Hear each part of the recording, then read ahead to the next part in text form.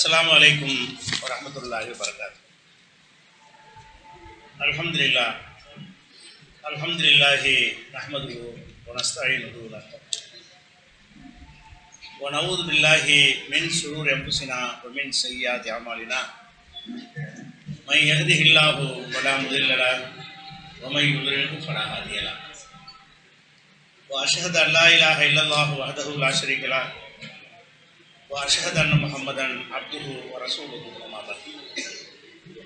கண்ணியத்திற்குரிய எல்லாம் வல்ல அல்லாஹ் ஜல்ல ஷானஹு தஆலாவின் நல்லடியார்களே,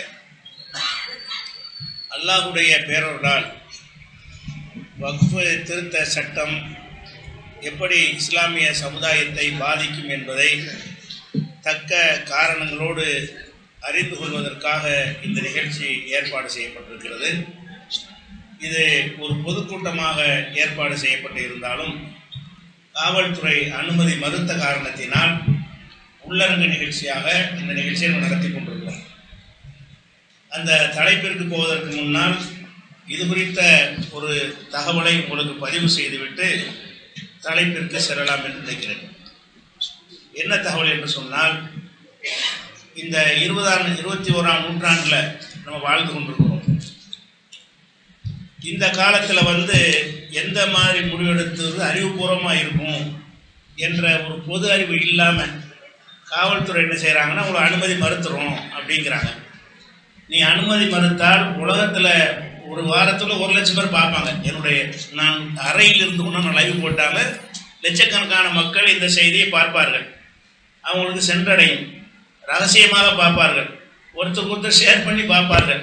நீ கூட்டத்தை அனுமதி மறுத்ததுனால இந்த செய்தியை உன்னால் தடுக்க இயலுமா?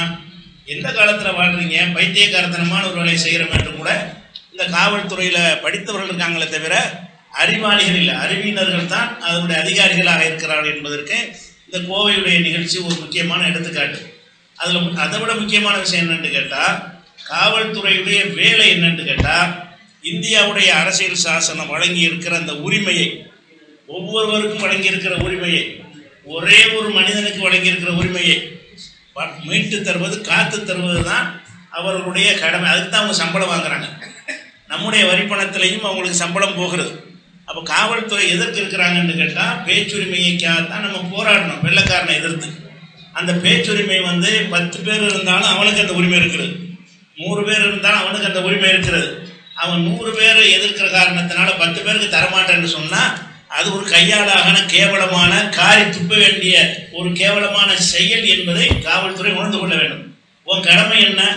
ஒரு கும்பல் மிரட்டுகிறார்கள் என்பதற்காக அனுமதி மறுக்கிறோம் என்று சொன்னால், இந்த போக்கினால் தான் ஒரு காலத்தில் கோவை சேர்ல இருந்தது. நீ சட்டத்தை கடைப்பிடிக்காம, சட்டத்தில் என்ன உரிமை இருக்கோ அதை காப்பாற்றாம, கும்பல்களுடைய மிரட்டல்களுக்கு நீங்கள் பயந்து போன காரணத்தினால தான், அல்லது விலை போன காரணத்தினால தான் கோவை சீரழிந்தது. 50 வருஷம் பின்தங்கி போனதுக்கு என்ன காரணம்? இந்த கோவையில் இருந்த கேடுகட்ட காவல்துறை தான் காரணம். அந்த தன்மையை இன்னைக்கு வரைக்கும் இந்த காவல்துறை மாறவில்லை என்பதை நீங்கள் பார்க்கலாம். அதுக்கு சார்பு சொல்வதாக இருந்தால், இப்போ முதல்ல நம்ம ஒரு அரங்கத்தில் தான் நம்ம ஒரு நிகழ்ச்சி ஏற்பாடு பண்ணோம். இதுக்கு முன்னாடி அதை உங்களுக்கு நான் விளம்பரப்படுத்தலை. அதுக்கு ஏற்பாடு பண்ணி கேட்கும் பொழுது, அரங்கத்தில் நடத்துவதற்கு அனுமதி இல்லை மறுத்து கொடுத்தாங்க.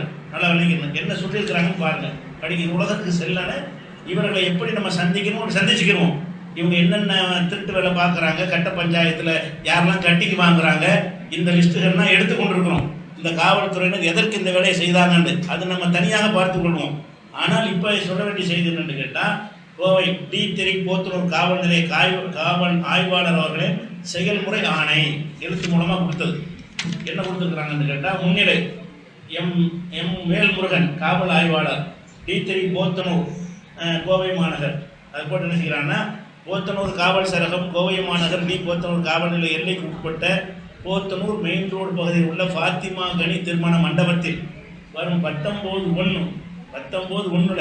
2025 தேதி 8:06 மணிக்கு தேசிய தௌஹீத் கூட்டமைப்பு சார்பாக இஸ்லாமிய மார்க்க சொற்பொழிவு நிகழ்ச்சிக்கு அனுமதி மறுப்பது தொடர்பாக ஃபாத்திமா கனி மண்டபத்தில் ஏற்பாடு செஞ்சு மறுக்கிறாங்க. மண்டபத்தில் நடத்த மறுத்த எந்த ஒரு அதிகார வர்க்கமும் ஊப்பியில் கூட இருக்காது.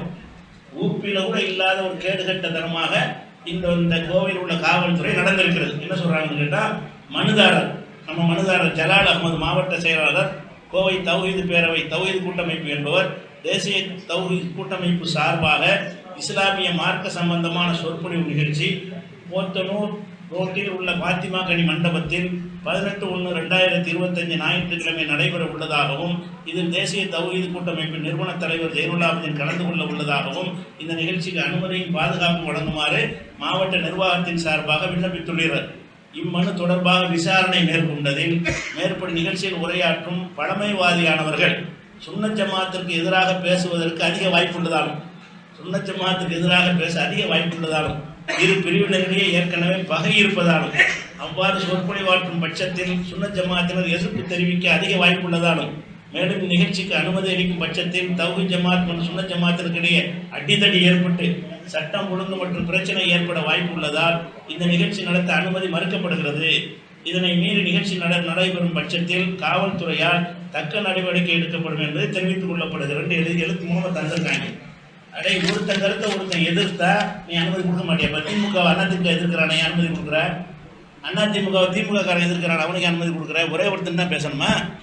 ஒவ்வொரு கட்சிக்காரன் எதிர்ப்பான், ஒவ்வொரு கொள்கைக்காரன் இன்னொரு கொள்கைக்காரன் எதிர்ப்பான். அப்போ ஒத்த கொள்கை உள்ளவனுக்கு தான் அனுமதி கொடுக்குறியா?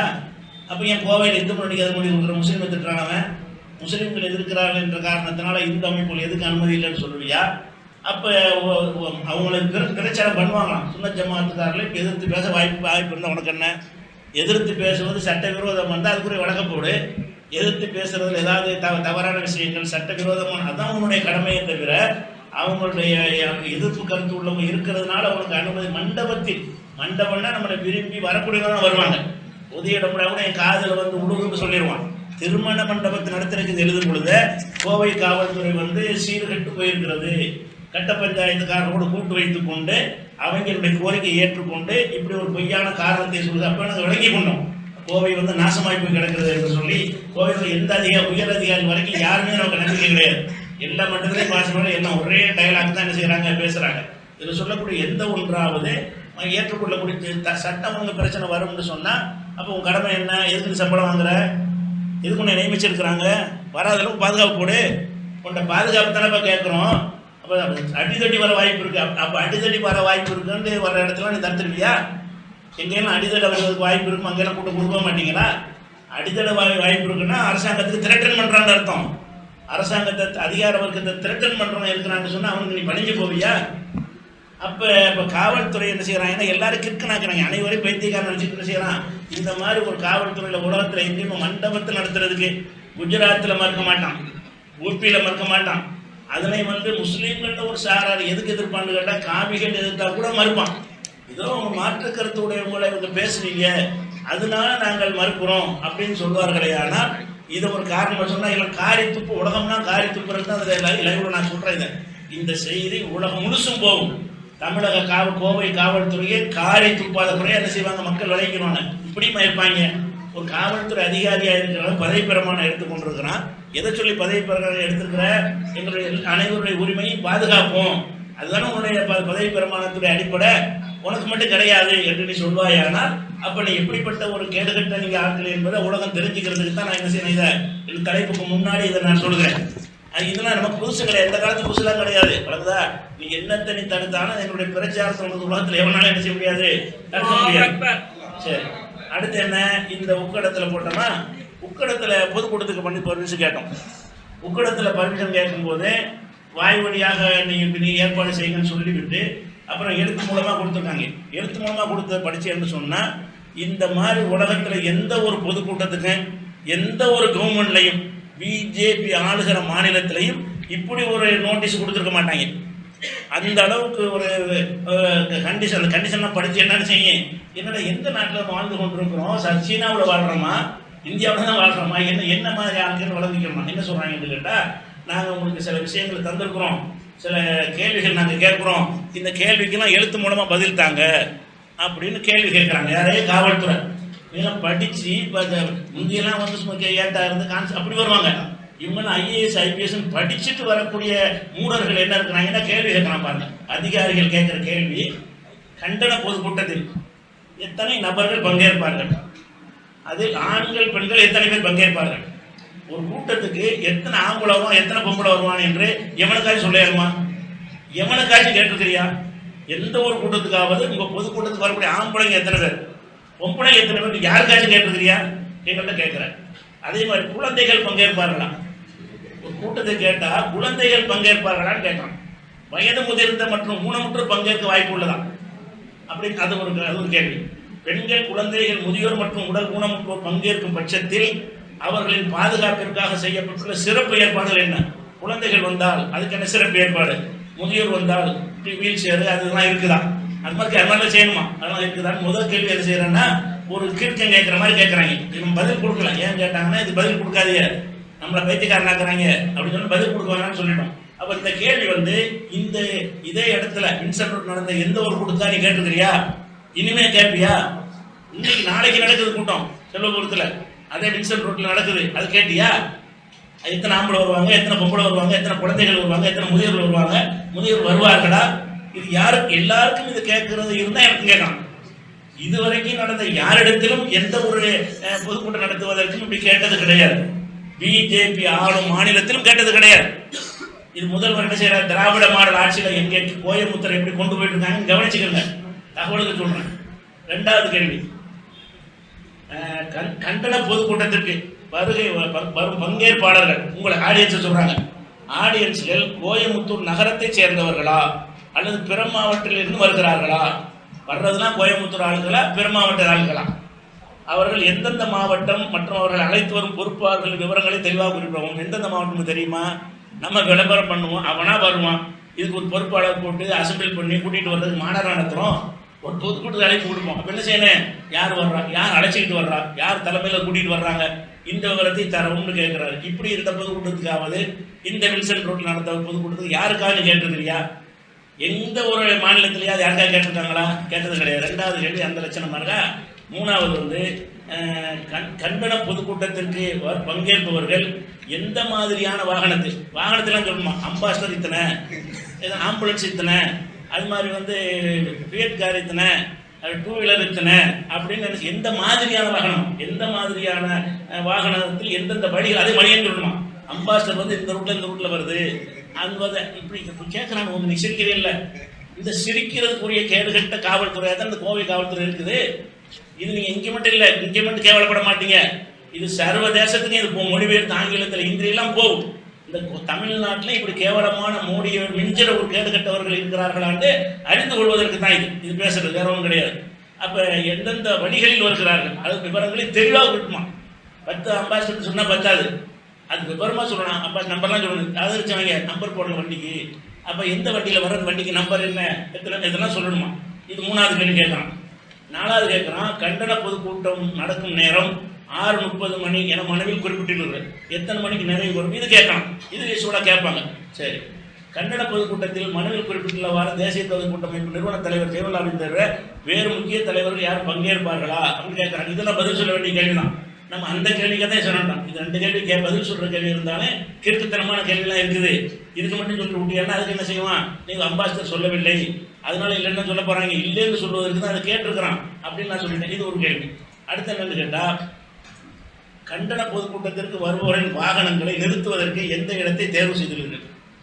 உள்ளூரில் நடக்கிற பொதுக்கூட்டத்துக்கு என் வாகனத்துக்கு இது தேர்வு செய்யணும். மாநாடு நடத்துகிறோம், தமிழகத்திலிருந்து பல ஊர்களில் நாங்கள் மக்களை கூப்பிட்டா வாகனத்துக்கு ஏற்பாடு செய்யணும். பொதுக்கூட்டம் நடத்துகிறவங்க விளம்பரம் பண்ணுவோம், அவங்க இண்டிவிஜுவலாக வருவாங்களே தவிர வாகனம் ஏற்பாடு, பார்க்கிங் ஏற்பாடு செய்யணுமா? அப்போ ஒவ்வொரு மீட்டிங் இந்த பார்க்கிங் ஏற்பாடு தான் நடக்குதா? இத்தனை மீட்டிங் நடக்குதா? வாகன பார்க்கிங்கிறத காட்டணுமா? எங்களுக்கு வரக்கூடிய மக்கள் எல்லாம் இந்த இடத்தில் வாகனத்தை நிப்பாட்டுவார்கள் என்ன செய்யணுமா? அதை தேர்வு செஞ்சு காட்டணுமா? அது மட்டும் இல்லை, ஒரு யாருடைய இடத்துல பார்க்கிங் ஏற்பாடு செஞ்சிருக்கிறீங்க, அவ்விடத்தின் உரிமையாளர் அனுமதி பெற்று விட்டீர்களா? யாருடைய இடத்தில் பார்க்கிங் இருக்கிறது, அவ்வாறெனில் அனுமதி கடிதம் பெற்றளிக்கவும். இந்த இடத்தில் இன்னாருடைய இடத்தில் நாங்கள் பார்க்கிங் ஏற்பாடு செஞ்சிருக்கிறோம், அவர் இந்த இடத்துல அனுமதி கொடுத்துருக்காரு என்று கேட்கணும். இது யாருக்கா கேட்டிருக்கியா? பொதுக்கூட்டம் கேட்கறவங்க மாநாட்டு கேட்பாங்க, மாநாடுகள் கேட்பாங்க, மாநாட்டு நம்மளுக்கு கொடுப்பாங்க. ஏன்னா பல ஊர்களிலிருந்து மக்கள் வருவாங்க. வாகனங்கள் நிறுத்துவதற்குரிய வசதி செய்யணுங்கிறது கடமை. சாதாரண பொதுக்கூட்டங்களுக்கு இது கிடையாது. அது ஒரு விஷயத்தை வச்சுக்கிறேன். அடுத்த என்னன்னு கேட்டால், 7 கண்டன பொதுக்கூட்டம் நடைபெறும் இடத்தில் வேறு ஏதேனும் மத வழிபாட்டு தலங்கள் உள்ளதா? நீ தானே போலீஸ், உனக்கு தெரியாதா? மத வழிபாட்டு தலம் உள்ளதான்னு ஏதோ அமெரிக்காவில் அனுமதி கேட்ட மாதிரி அமெரிக்காவில் கூட்டுறது அனுமதி கேட்ட மாதிரி அங்கே கூட ஏதாவது வழிபாட்டுத்தலம் இருக்கான்னு மட்டும் கேட்குறாங்க.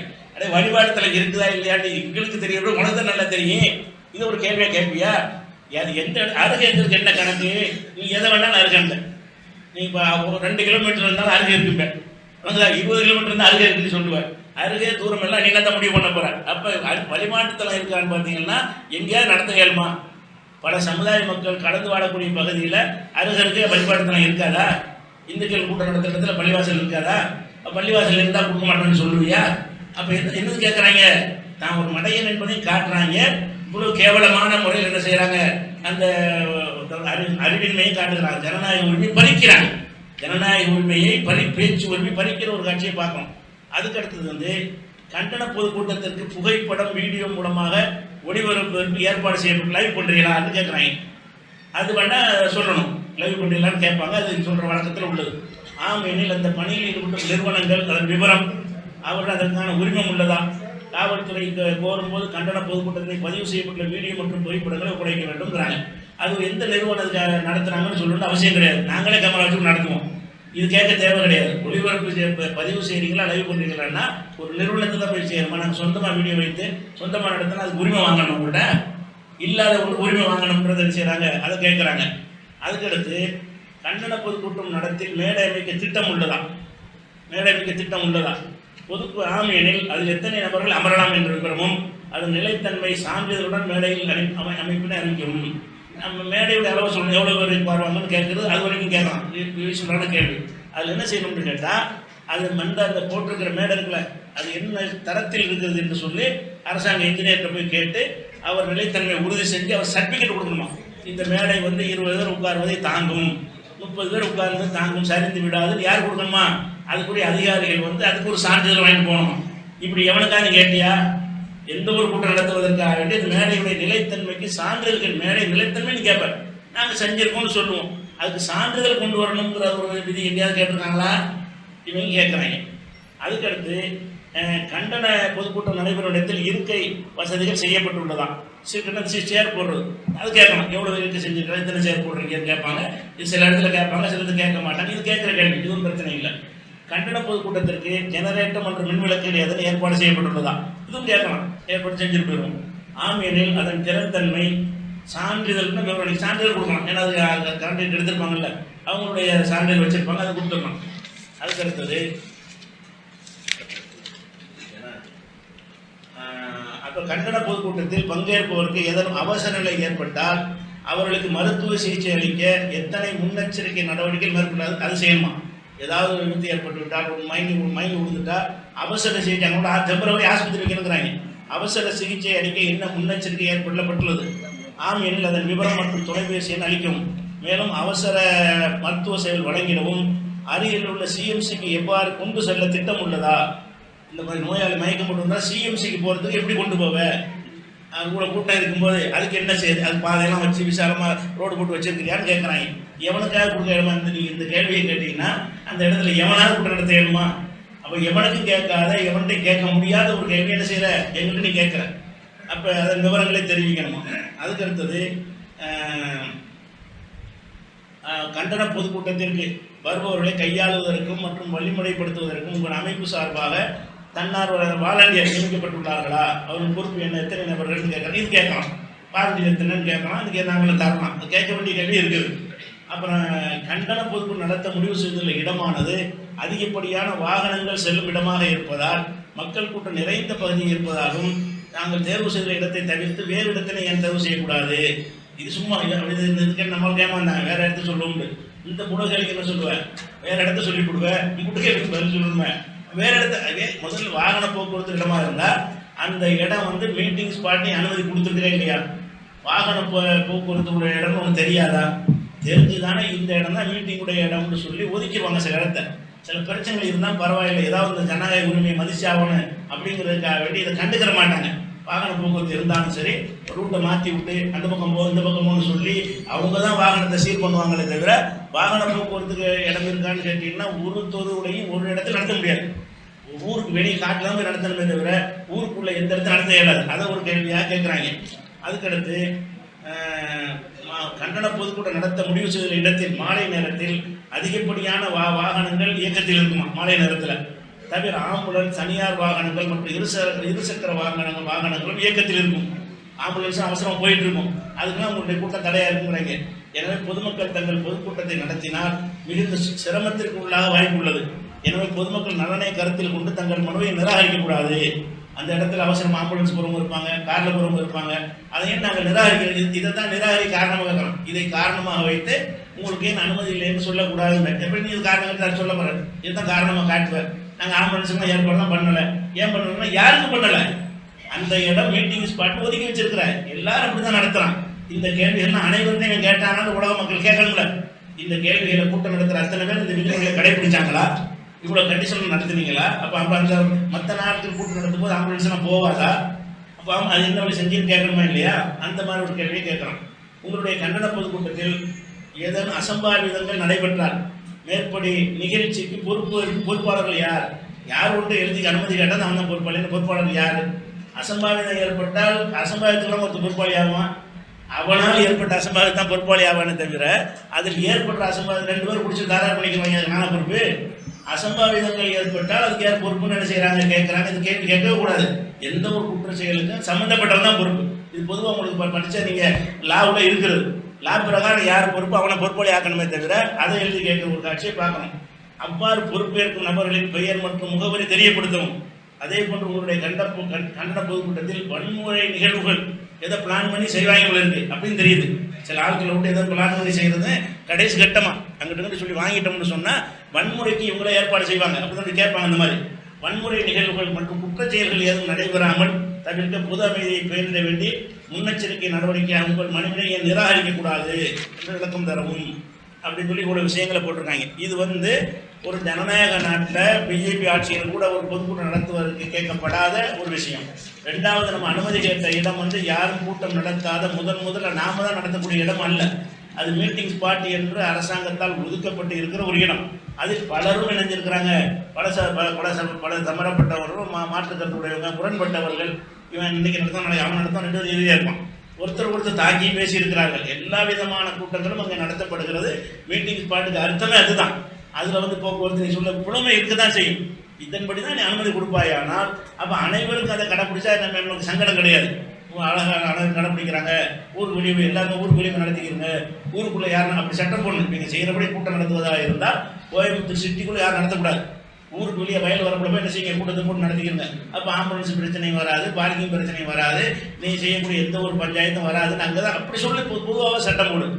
அது என்ன நான் வருகிற கூட்டத்துக்கு மாத்திரம் இந்த விஷயம் என்ன அப்படின்னா அப்போ தான் விசாரிக்கும் போது இங்கே ஒரு கடும் கட்ட பஞ்சாயத்து நடக்கிறது, அந்த குழுவோட அதிகாரிகள் தொடர்பு இருக்கிறது, அவர்களுடைய அழுத்தம் காரணமாகத்தான் இது மறுக்கப்படுகிறது என்ற தகவலை ஓரலாக சில சகோதரர் சொல்லியிருக்கிறாங்க.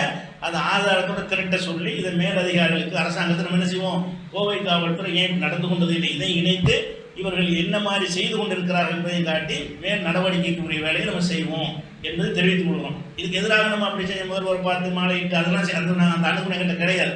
முன்னாடி போட்டி விட்டு வாழ்த்து தெரிவிக்கணும்னா என்ன செய்யணும், ஈஸியாக அடுத்த நாள் படிச்சு கொடுத்துருவாங்க.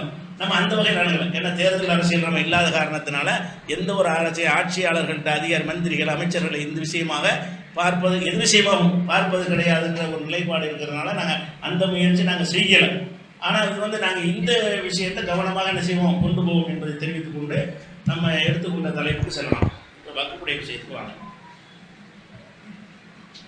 இதை கட்டிங் பண்ணி எல்லா பக்கமும் என்ன செய்யணும், நீங்களும் பரப்பணும், நாங்கள் என்ன செய்வோம் சர்வதேசத்துக்கு கொண்டு போவோம். இந்த நான் பேசியது அப்படி ஆங்கிலத்திலையும் இந்திலையும் மொழிபெயர்த்து எல்லா பகுதிக்கும் இந்த செய்தி இப்படியும் தமிழகத்தில் காவல்துறை இருப்பார்களா, இப்படிப்பட்டவர்கள் காவல்துறையில் பணியாற்ற தகுதி உள்ளவங்களா, ஒரு மூளை உள்ள ஐபிஎஸ்சில் பரீட்சைலாம் கடுமையான பரீட்சைன்னு சொல்கிறாங்களே, அவங்க படித்த பரீட்சையில் இந்த மாதிரிலாம் இருக்குதா, அதெல்லாம் மனதில் தெரியணுமா இல்லையா, அல்லது ஐபிஎஸ் படிக்காமல் பாஸ் ஆகிட்டு வந்துட்டாங்களா என்னன்னு தெரியல, எழுதி எல்லா வெளியே கொண்டு வரணுமா இல்லையா, அதுக்காகத்தான் இந்த விஷயத்தை சொல்கிறேன். இது அவங்களும் ரெக்கார்ட் பண்ணிட்டு இருப்பாங்க, நம்மளும் என்ன செய்வோம் ஒரு இடத்துக்கு கொண்டு போவோம், இது உலகத்தெல்லாம் கொண்டு போவோம் என்று தெரிவித்துக் கொண்டு விஷயத்துக்கு வந்துடும்.